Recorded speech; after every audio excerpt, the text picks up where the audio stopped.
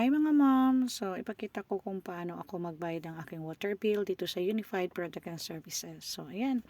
Click lang yung bills kasi naka-open na yung aking app. And then, nagpunta sa water. And then, hahanapin ko ng water. So, water company is First Peak. So, ayan. First Peak Resources and Technologies Incorporated. So, 12-digit account number. Enter lang. So, madali lang siyang mahanap kasi doon sa ibibigay nila na invoice na reading meter, naka-indicate doon yung 12-digit. And then, nakalagay din doon yung ATM reference number. So, i-enter lang natin yan doon sa manggagaling sa invoice. And then, okay, so ayan, enter ko lang ang aking ATM number ng water bill.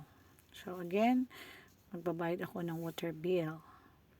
Then, after you enter yung ATM, tsaka yung 12-digit, okay, enter mo lang yung amount na nakalagay doon sa water bill. So, yung water bill ko amount is 233 pesos. After that, click proceed. So, makikita mo kung ano yung mga information. Double check para siguradong tama. Then, after that, i-enter ko yung aking transaction password. Siyempre, ako lang nakakaalam yan. Then, next or proceed. Yan, nag-iikot lang siya. And kapag successful, may lalabas na receipt. Ayan, transaction completed. So, yan lang po.